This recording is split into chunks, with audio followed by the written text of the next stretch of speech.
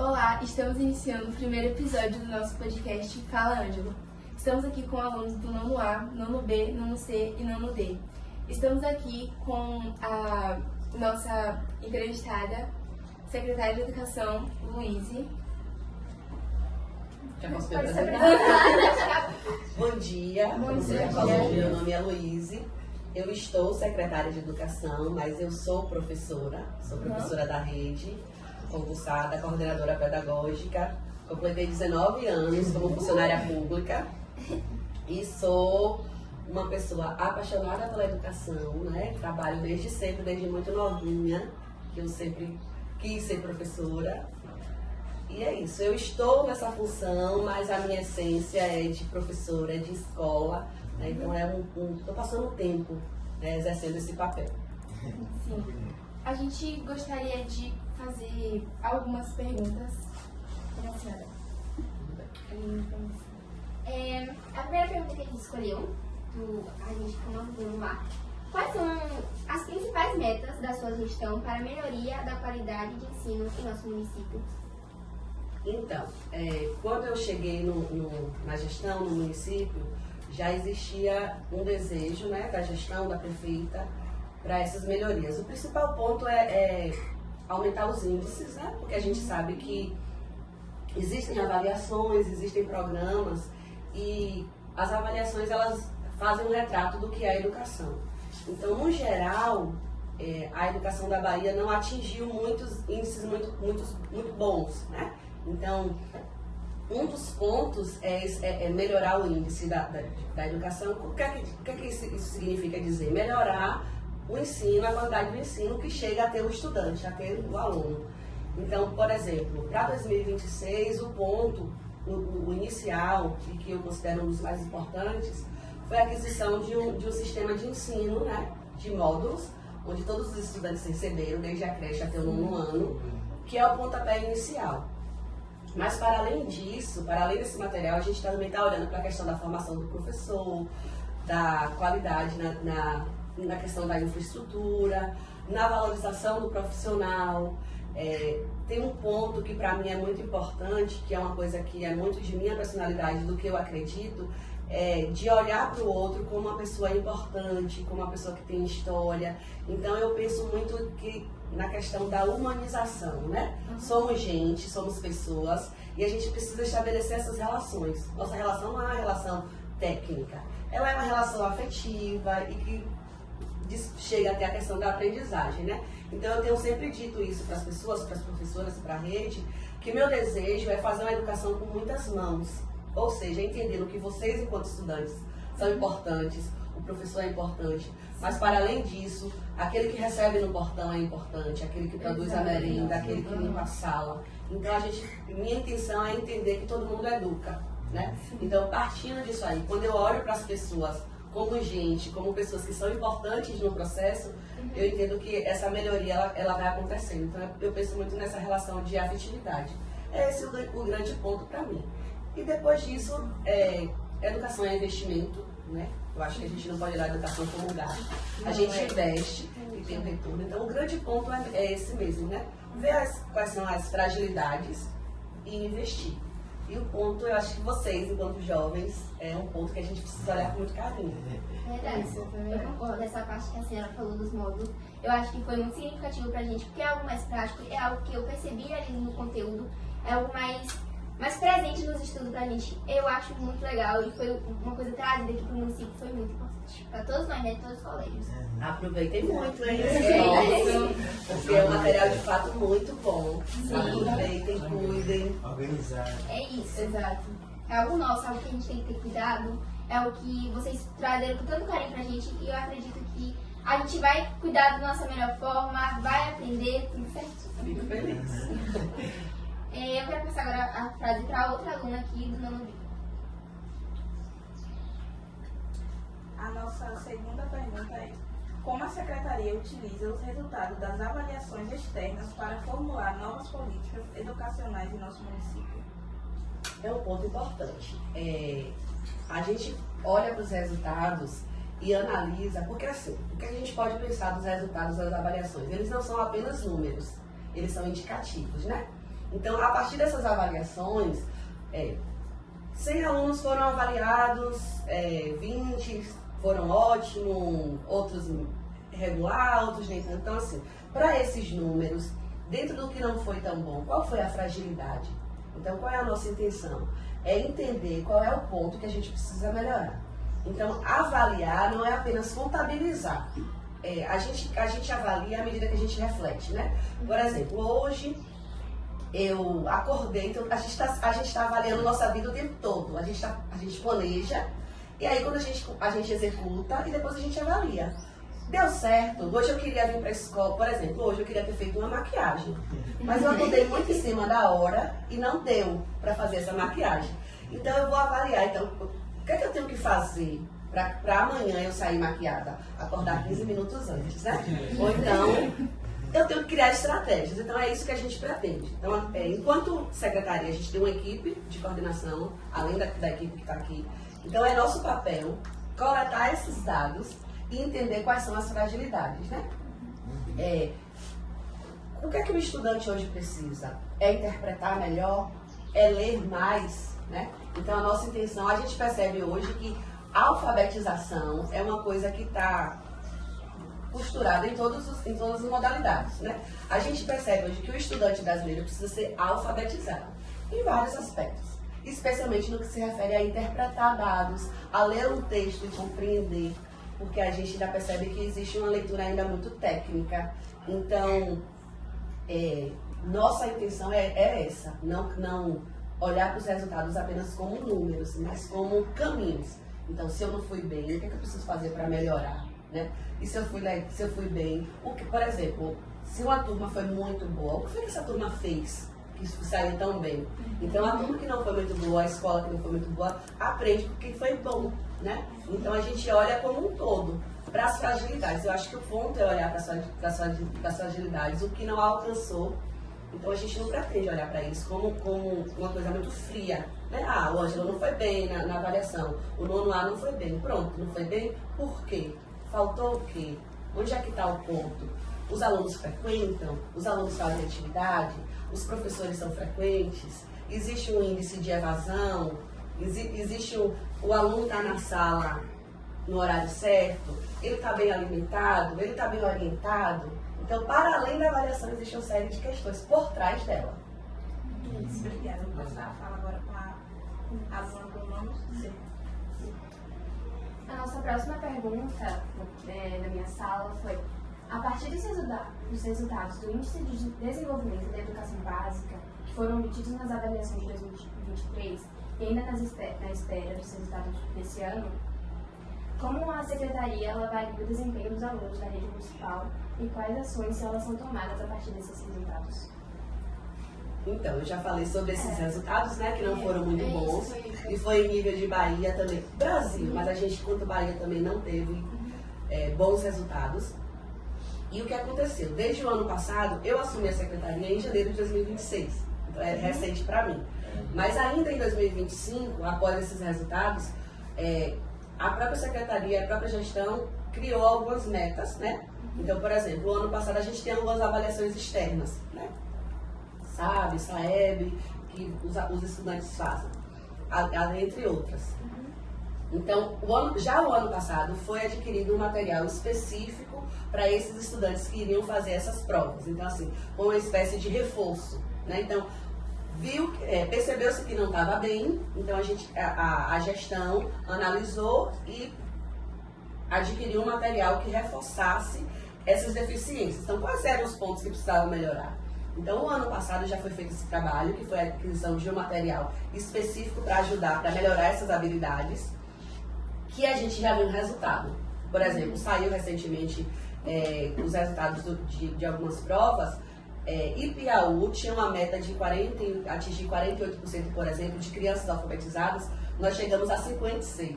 Então, nós atingimos a média. Tá bom? Não. Porque 56% de crianças alfabetizadas ainda não é o que a gente quer. Mas a gente sai de um ponto muito baixo e ultrapassa a meta. Então, a gente entende que a gente está avançando, né? E quando a gente adota também o material, quando a gente adota o sistema assim, também é pensando nisso, né? a gente adota um material que vai ajudar esses estudantes a melhorar esses índices. Então, assim, não é apenas pensando nos números ou na beleza, é um material bom. Não, é no resultado. Que a gente entende que esse resultado também não acontece de hoje para amanhã. Né? A educação tem coisas que acontecem a médio prazo, a longo prazo, mas vocês colherão esses frutos. Né? Talvez vocês que estão no nono ano, que o ano que vem já esteja no médio, vão para o primeiro ano, vocês vão passar apenas um ano usufruindo do sistema sim, né? Porque vai para o médio, será uma outra proposta. Mas as crianças que começam, por exemplo, com 2 anos de idade, trabalhando com esse material, o percurso já será diferente. Né? Porque é no início. Enquanto vocês tiverem a oportunidade de acessar esse material apenas no nono ano, alguns estudantes começam desde cedo. Então, percebam que existe essa diferença. Né? Então, focado nesses índices, a gente pensou, né, nesse material específico, que foi o material para as avaliações, e também a adoção desses módulos, além da formação. Né? Para além dos módulos, a FPD propõe, então assim, os professores de vocês, eles são acompanhados por um sistema também. Então eles recebem aqueles módulos, eles vão aprender como trabalhar com os módulos. Agora, hoje mesmo está acontecendo uma formação. Então assim, o ano todo, a editora vai estar acompanhando, colocando no sistema, vendo como vocês começaram e aonde vocês chegaram ao final do ano, quais habilidades desenvolveram. Então tudo isso faz parte do processo. Agora eu vou passar para o aluno do nono B. E a próxima pergunta é: de que forma a família pode participar mais ativamente da vida escolar dos alunos e qual a proposta da Secretaria de Educação para que isso possa acontecer de forma efetiva? Nossa, a parceria família-escola é o que a gente mais quer. Eu, enquanto professora, é o nosso sonho que a família esteja aqui, né?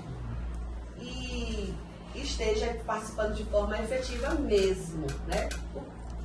Como de forma efetiva mesmo? Que ela venha e que ela entenda que esse aqui é um espaço coletivo e que, por exemplo, essa escola é uma escola que pertence a uma comunidade. Essa escola é nossa, é de vocês, né? Então, para além de reuniões que a gente faz, de encontros pontuais, a gente deseja, a gente gostaria que as famílias viessem, se possível, diariamente, né? No sentido de fazer uma parceria, porque se a gente fosse pensar quantos estudantes tem aqui e quão rico é a colaboração. Vamos pensar, por exemplo, se a gente conseguisse criar uma parceria com as famílias, onde a gente identificasse talentos, habilidades, possibilidades das famílias de alguma forma contribuir com os estudantes, né? Então, eu acredito que a educação daria um salto. Porque o que eu percebo hoje, também como mãe que sou, é que às vezes as famílias entregam os estudantes, as crianças, os adolescentes para a escola e muitas vezes não se coloca na condição de acompanhar, né? Por exemplo, vamos dar um exemplo, módulo. Vocês receberam módulos. Se cada família acompanhar seu filho, no sentido de perguntar: filho, o seu módulo está na mochila, você está levando hoje? Se cada família só fizesse isso, a gente teria um grande avanço. Né? Esqueceu, sumiu, você já leu o paradidático, a professora deu qual conteúdo? Se as famílias perguntassem, pelo menos todos os dias, como é teu nome? Marina, você aprendeu o que hoje? Você tivesse a oportunidade de dizer: minha mãe, meu pai, eu fiz isso, o módulo foi assim. A professora hoje fez uma coisa que eu não gostei muito. Mas a gente percebe que nem sempre tem esse diálogo, né? Eu não sei se vocês se sentem assim, mas às vezes eu como estudante, e eu sei que por trás das nossas famílias existem demandas, trabalhos, mas eu me sentia muitas vezes uma estudante muito solitária, eu e a escola. A gente pela gente, né? Não, isso é uma coisa que a gente percebe muito assim também, porque às vezes eu acho que falta a presença dos familiares em questão escolar, assim. Porque às vezes os alunos estão com alguma dificuldade em questão escolar e as famílias às vezes não fazem questão de saber como é que eles estão indo nessas coisas. E assim, as famílias, isso eu quero dizer aqui para vocês e quem estiver ouvindo, não precisam ser convidadas a vir. Elas têm que vir porque é um espaço que é delas, que é nosso, que é de vocês. Então, assim, não precisa vir só na reunião, não precisa vir só no evento. Venha com frequência, chegue sem avisar, né? Vai na sala do filho, o filho está assistindo a aula, ele está bem, ele está chegando cedo. Eu tenho alguns dias que eu estava conversando com uma amiga minha que o irmão dela mora com ela e todos os dias esse irmão saía para estudar, estudava de manhã. A escola ligou para ela num determinado momento perguntando: cadê fulano que não está vindo? Ah, tá, ele vai todo dia. Tinha 3 meses que esse estudante não pisava na escola. Mas ele saía todos os dias de uniforme, de mochila, mas ele não ia para a escola. 3 meses é muito tempo para uma família perceber que seu filho não está na escola.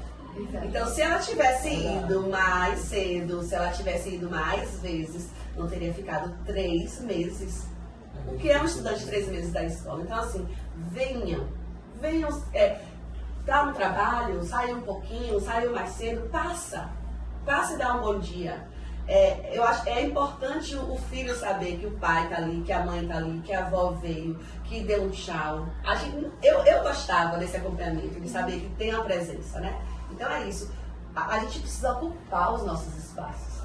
E esse espaço da escola também é da família, não é só do estudante, não é só meu enquanto secretária, não é só de Mabel, que é professora, nem da coordenadora. É da família, em vários aspectos. Então a gente precisa se apropriar disso, do que é nosso.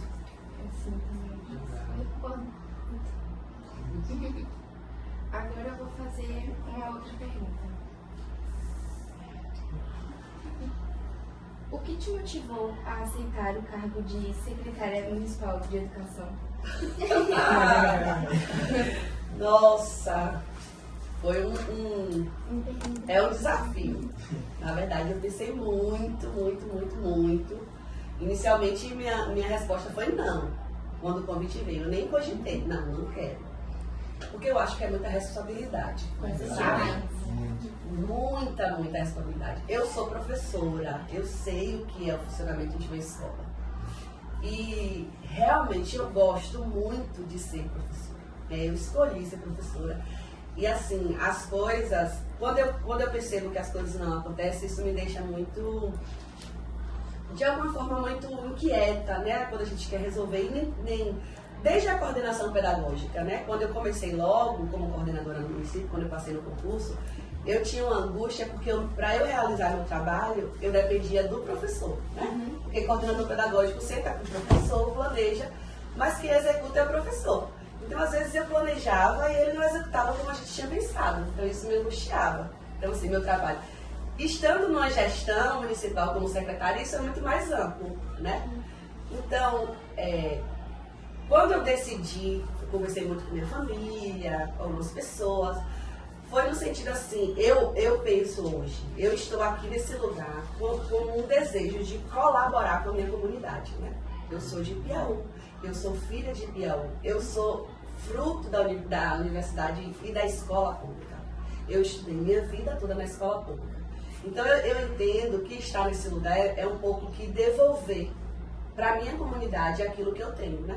Então eu fiz o ensino fundamental na escola pública, do 6º ao 3º ano no colégio estadual. Eu ingressei na universidade pública, que foi a UESC. Fiz especialização de novo na UESC, que é uma universidade pública. Fiz mestrado na UESB. Então, assim, tudo que eu tenho hoje e o que eu sou fruto da educação pública, né? Então, eu olho para esse lugar e eu acredito nesse espaço. Ainda é um espaço de emancipação, é um lugar que a gente consegue alcançar os nossos objetivos. Então, assim, é nesse sentido, no sentido de colaborar, de olhar para a educação e dizer assim, poxa, a gente pode melhorar, né? A gente pode fazer diferente. Trazer o professor para perto, levar para vocês, enquanto estudante, a ideia de que vocês são importantes também nesse processo. Então, eu olho para a educação pública com muita gratidão, porque eu sou fruto dela, né? E eu acredito nela. E eu penso que é possível. Eu sempre digo para os estudantes, vocês podem ser o que vocês quiserem, sabe? Nem sempre é fácil. Não foi fácil para mim, né? E estudar, a UESC está localizada em Itabuna, entre Itabuna e Ilhéus. Eu passei muitos perrengues para fazer um curso de pedagogia. Muitos mesmo. Às vezes eu tinha que escolher entre xerocar o texto que a professora pedia ou lanchar, porque eu não tinha dinheiro para as duas coisas. Né? Então, quando o texto era mais importante, eu não lanchava. Quando dava para segurar, então assim, não era para ser tão difícil. Eu acho que o acesso para vocês hoje está mais fácil e tem que ser mais fácil.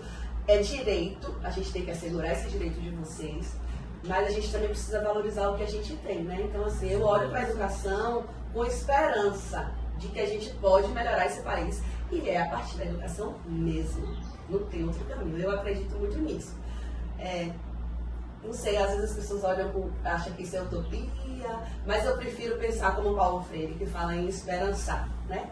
E esperançar no sentido de não esperar, esperançar no sentido de fazer.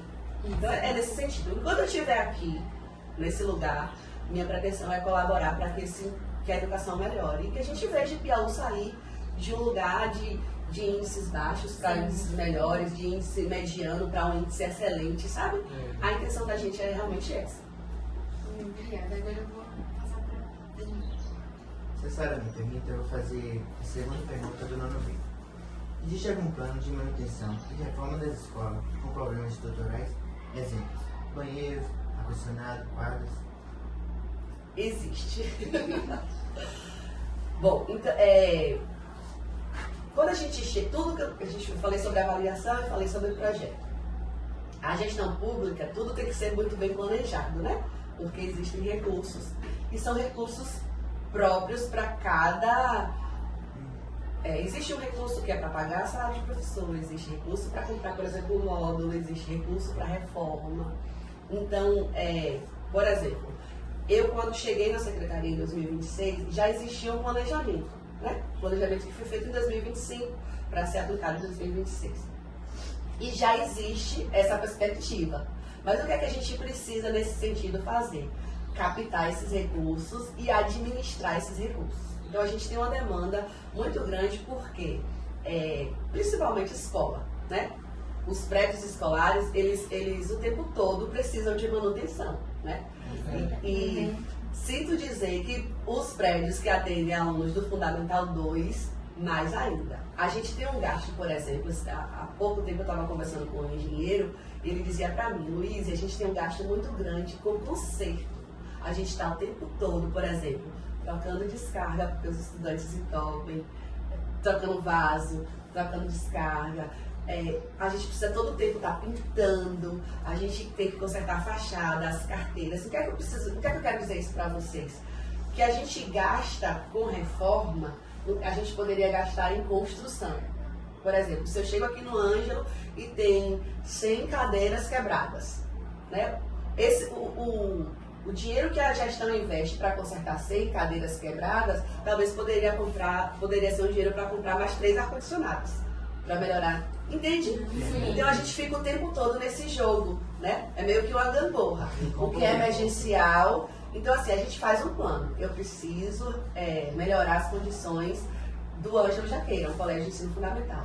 Tenho que melhorar as condições. O que é que eu gostaria de fazer aqui? Por exemplo, vou dar um exemplo. A quadra é um lugar que está previsto para acontecer melhorias, né? Para o Ângelo. Aí vamos dizer que eu tenho X verba para gastar com o Ângelo. Esse dinheiro era para ser investido na quadra, fazer uma quadra bacana, esporte. Mas aí eu chego no Ângelo, por exemplo, tudo que é hipoteticamente, viu? Eu chego no Ângelo e tem 6 ar-condicionados sem funcionar. Então, o que é mais emergencial neste momento? Melhorar a quadra ou ar-condicionado? Entende? Então, é esse o jogo. Então, a gente às vezes faz um planejamento, e existe um planejamento de melhoria, mas a gente precisa ficar fazendo o que é prioridade, né? Então, a carteira que quebrou, a parede que está suja, o banheiro que precisa ser melhorado, mas existe, né? E assim, eu quando cheguei também tenho feito algumas mudanças, no sentido de pessoas, de prioridades, porque assim, o que é prioridade para mim nesse momento pode não ser prioridade, por exemplo, para a Mabel. Mabel deve achar muito importante, por exemplo, que a gente compre 5 TVs, mais 5 TVs. Mas eu, enquanto secretária, acho melhor reformar a quadra, porque vai dar a possibilidade de vocês praticarem esporte, se movimentarem, né? Então são essas possibilidades. Eu quero aproveitar, inclusive, esse espaço para dizer para vocês cuidem desses espaços. Né? Para a gente não ter que, de repente, uma verba que era para construir, a gente tem que reparar, sabe?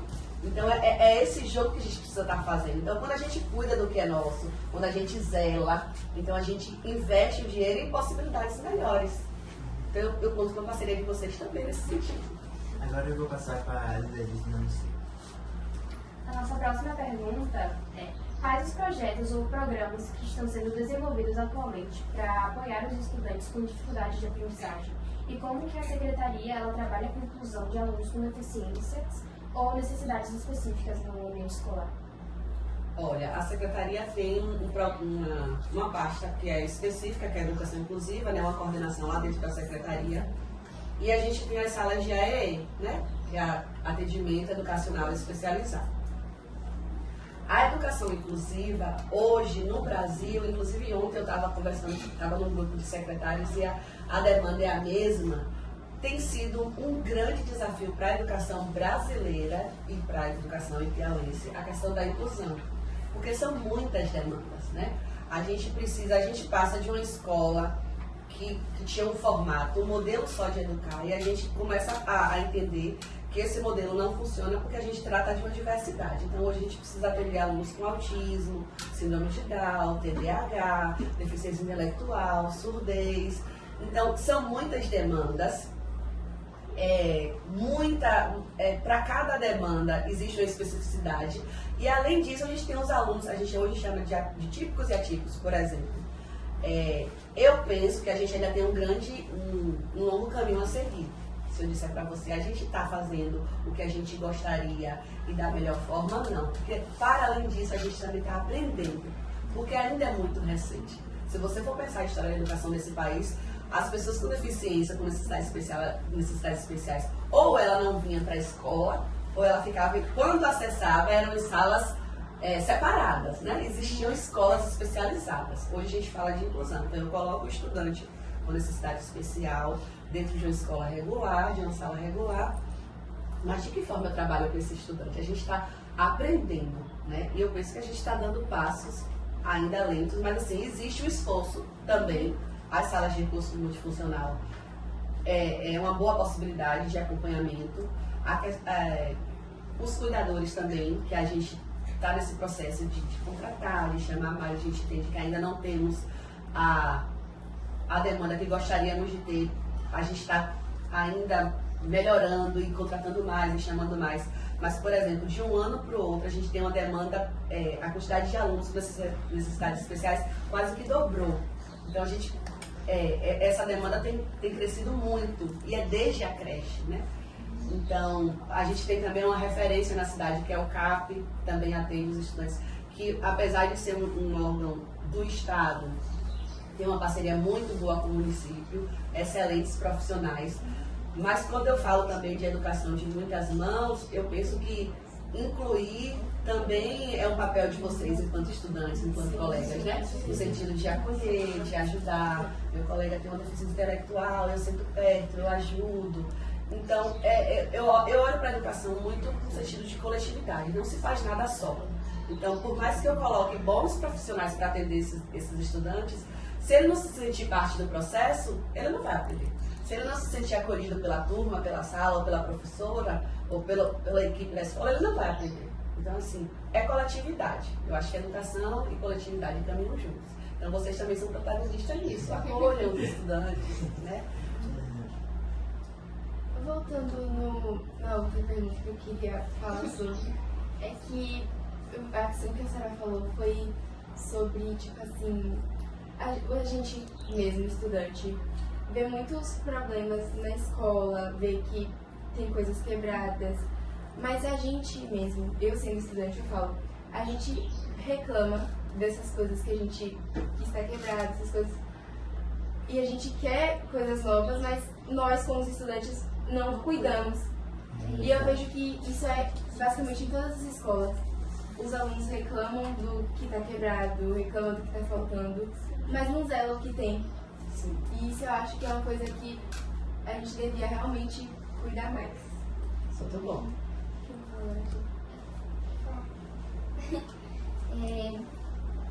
Eu tenho outra pergunta aqui.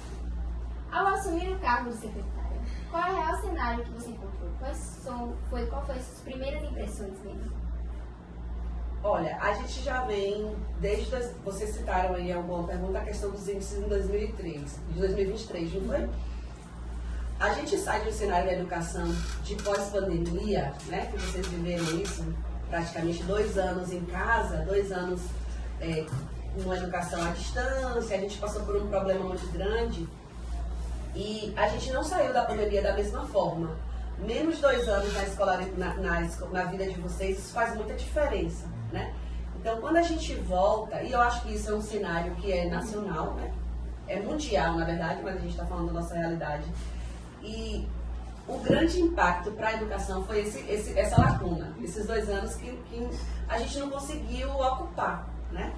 Então, o grande boom, quando eu chego, de fato, é essa questão desses índices, né? Que a gente não tinha bons resultados. Então, é uma questão. E não é uma característica apenas de Piauí, né? Eu já falei que Bahia estava com índices muito baixos. É tanto que se faz... hoje já tem programas específicos, a gente já começou a melhorar isso. Mas eu penso que isso foi muito também uma consequência dessa pandemia, né? Que deixou a gente diferente. E a gente voltou para a escola meio que, eu como professora voltei assim, meio que sem saber o que fazer. E agora? Esses meninos que não aprenderam, quem estava no 9º ano, passou o 8º e o 7º em casa. Aprendendo de que forma, né? Então ficou esse espaço, ficou essa lacuna.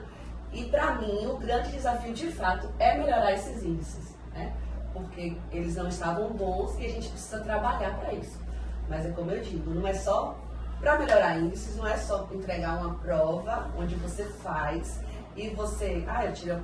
Para melhorar os índices, eu preciso ofertar espaços bacanas, né? Quando vocês falam que vocês me cobram uma estrutura legal. Eu preciso ter recurso, eu preciso ter um professor que tenha formação específica para isso, né? Para além da universidade, que essa formação ela seja continuada. Então, para mim, o grande desafio é esse, é melhorar. Porque eu pego a educação no cenário mesmo de índices baixos. E repito, não estou falando que é uma especificidade de Piauí, é uma questão que é geral. Mas quando você me pergunta desse desafio, é bem esse. Melhorar os índices, melhorar a condição para que vocês aprendam mais e melhor, né? Que vocês permaneçam. É um outro ponto, é a evasão. Principalmente nessa modalidade de vocês, né, que já são jovens, ou então para os que estudam à noite, porque matricula, mas não permanece, também é um ponto, permanecer na escola. Para além de permanecer, um outro desafio é ter sucesso na escola, porque você passa um ano aqui, como foram suas notas, o que você aprendeu, como é que você chega no final do ano, né? Então, são desafios, eu como educadora penso muito nisso, né? O estudante, ele entra, ele permanece, e ele tem que ter sucesso, né? Então é uma questão da qualidade da educação. Então, para mim, o grande desafio é elevar essa qualidade mesmo. E eu sei que isso não se faz também de uma hora para outra. Não é assim, não passa de mágica. É um processo que é lento, mas que a gente começou a caminhar nesse sentido, dessa melhoria. Para mim, é mesmo um grande desafio esse cenário de índices baixos. Obrigada. Eu quero passar agora para o quadro do nome. Em sua formação profissional, em sua carreira na docência, acredite que temos hoje uma educação satisfatória? Se sim, por quê? Se não, o que ainda é preciso fazer para alcançar os índices mais satisfatórios? Bom, dentro do que da minha... Eu até falei um pouquinho sobre como foi minha trajetória, que era mais difícil. Foi mais difícil para mim, principalmente acessar a universidade. Eu acho que hoje acredito e vejo. Os jovens hoje têm uma oportunidade melhor para acessar, né? Os programas que atendem vocês no sentido de acessar a universidade, material, cotas, programas específicos. Eu tive mais essa dificuldade na minha época. Mas é como eu falo, a gente percebe também investimento diferente. Por exemplo, eu não fui um estudante que eu recebia uniformes. Eu não recebia uniforme, eu não recebia livro, eu não tinha kit escolar, então era tudo muito mais difícil. Por um lado, percebe-se a questão dos investimentos e do acesso, mas eu vejo que é uma geração que permanece menos na escola também, permanece menos, os índices de sucesso. Por exemplo, eu quero ir para a universidade. Quantos jovens hoje pensam nisso? Eu tinha uma dificuldade muito grande. A gente não ouvia muito falar em universidade. Mas eu queria, era uma coisa que... Mas eu não recebi muitos incentivos, inclusive dos meus professores. Às vezes, quando eu dizia que eu queria ir para a universidade, alguns professores olhavam assim, tipo...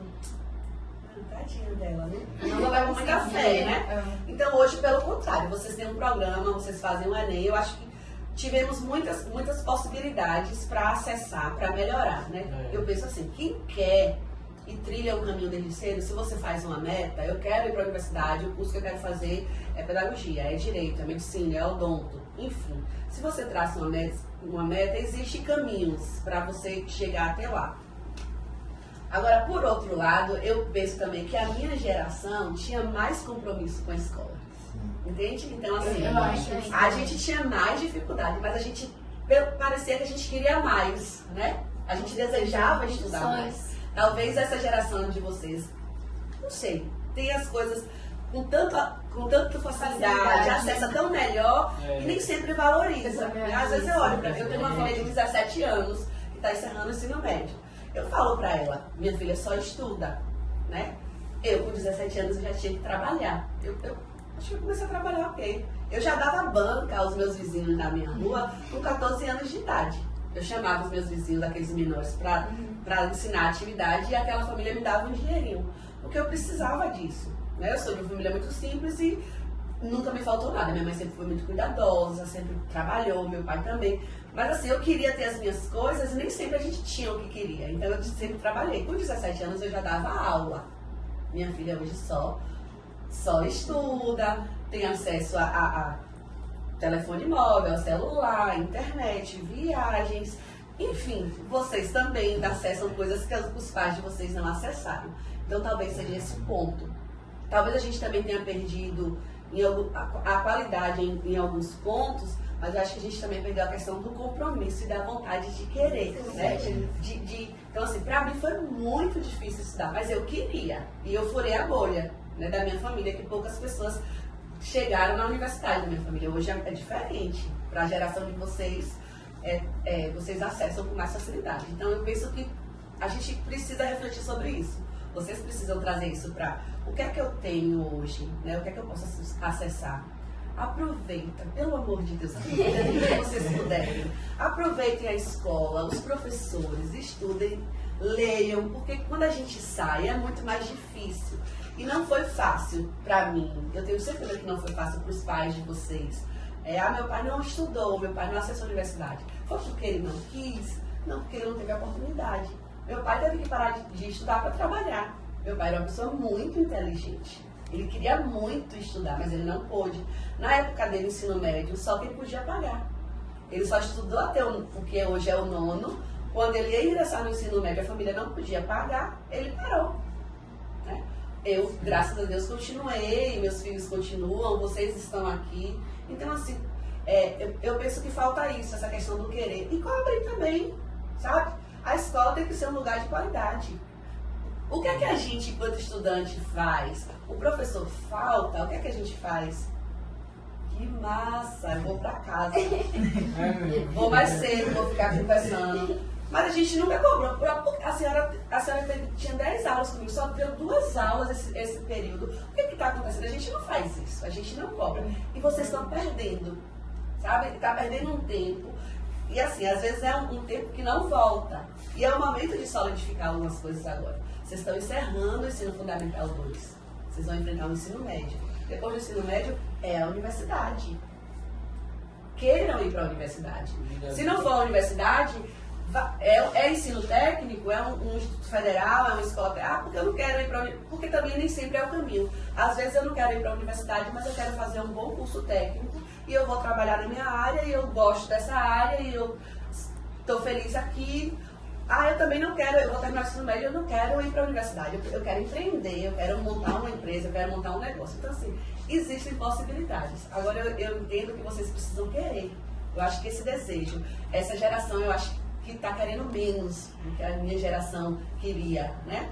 Então, eu acho que é muito papel de vocês pensar sobre isso. E falar com o outro também. Vocês precisam ser multiplicadores. quer ir para a universidade? Vocês vão para a universidade. Qual é o curso? O seu curso. Eu me lembro que eu falava que eu queria ser médica. É claro que isso era um loucura da minha cabeça, porque eu não queria ser médica. Eu pavor de sangue. Eu tinha que ser mesmo professora. Eu sou professora e eu gosto de ser professora. Mas quando eu estava no ensino médio, eu dizia que eu queria ser médica. Eu me lembro perfeitamente. Um dia eu falei na escola para uma professora minha, eu vou ser médica, vou fazer pediatria. A professora olhou assim pra mim, tipo, tadinha dela. O olhar, sabe? Quando você sabe que a pessoa está ali julgando. E outra vez aconteceu uma história comigo muito engraçada. Eu estava na UESC, a universidade que eu cursei. Eu fui para uma formatura de Direito na UESC. Quando eu cheguei na UESC, eu fiquei encantada. A UESC, eu acho a UESC muito linda, lindíssima ela. E quando eu cheguei lá, eu fiquei muito encantada. Eu falei, meu Deus, que lugar lindo. E aí eu estava num grupo de pessoas e eu falei, eu quero estudar aqui, eu vou estudar aqui. E eu nunca me esqueço. Uma pessoa do grupo, eu nem lembro exatamente as palavras que ela me disse, porque eu acho que a nossa cabeça bloqueia essas coisas. Eu acho que eu bloqueei porque eu falei, não, eu preciso não ouvir, porque eu preciso seguir. Mas a pessoa me tratou com tanto desdém, como quem diz, você na UESC? Nunca. Ela disse isso em outras palavras. Aquilo eu falei assim, meu Deus, eu falei, eu vou. É aqui que eu vou estudar. Na minha época era vestibular, não era Enem, a gente tinha que fazer vestibular. Eu me inscrevi na UESP e na UESB. UESB que é UESP lá. Eu achei a prova da UESC muito mais difícil. E da UESB eu achei mais fácil. Então eu tinha esperança, eu falei, bom, eu acho que eu não passo na UESC. Vou passar na UESB, porque eu achei que eu tinha me saído melhor. O resultado primeiro que saiu, UESB, meu nome estava na lista, não, eu me perdi. Eu fiquei extremamente desesperada. Comecei a chorar, eu vou perder. Foi um horror, porque eu tinha certeza que eu passaria na UESB. O mesmo curso de pedagogia. Eu nunca esqueço disso. Minha mãe falou, você não disse que queria estudar na UESC? Eu falei, eu queria, mas eu não. Você vai estudar na UESC. Não é onde você quer, é onde eu quero. Mas de fato eu não acreditava. Naquele momento eu não acreditava que eu iria passar. Quando eu vi meu nome na lista de pedagogia na Universidade Estadual de Santa Cruz, eu falei, a promessa, Deus cumpre. Então, assim, eu acho que quando eu disse ali diante daquela pessoa que não acreditou em mim, que eu disse, eu vou estudar aqui, o universo entendeu que ali era meu lugar, Deus olhou para mim e disse, se você quer, você vai. Então foram 4 anos muito difíceis mesmo, porque saí de Piauí às 4h30 da tarde, para chegar em Itabuna, estudar e chegar de novo 12h30, 1h da manhã, não é fácil. Não foi fácil. Mas era o que eu queria. Então eu quis a UESC. Eu poderia ter estudado em Jiquié, que são 40 minutos. Mas eu desejei aquilo ali.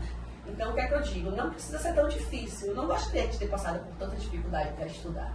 Não precisa ser assim, aquela coisa de ser tão difícil. Mas foi o que eu tinha e foi o que me fez ser o que eu sou hoje. Para vocês é mais fácil. Aproveitem. Se inscrevam no Enem, façam uma boa nota, façam bastante redação, peçam para as professoras corrigir e escolham o curso que vocês quiserem e cursem mesmo. Seja o que vocês quiserem. É possível. Obrigada. A gente vai encerrando por aqui o nosso podcast, mas antes de acabar, a gente queria agradecer. Você ter parado um pouco do seu tempo, ter vindo cá, conversado com a gente, contado um pouco da sua trajetória. Esse momento é muito importante para nós alunos, porque a gente consegue ver o outro lado da pessoa, as dificuldades, tudo, sabe, os caminhos. E a gente agradece muito a senhora ter vindo aqui, conversado, tirado nossas dúvidas. A gente agradece de verdade, de coração. E para finalizar aqui, a gente também tem um mimosinho, né, que tem que ter sempre. Muito obrigada mesmo por participar do nosso primeiro episódio do podcast. A gente agradece demais. Eu que agradeço. Um momento muito bom. E a gente pode marcar outras vezes. Também As pessoas, foi muito A bacana. gente sai pra tomar um café pra conversar mais. Né? Muito bom. Mas Café com a secretária. Vamos criar o projeto. Eu acho muito legal. Um pó de café. A gente vai encerrando por aqui. Espero que vocês tenham gostado. E não percam os próximos episódios. Beijo! Bem.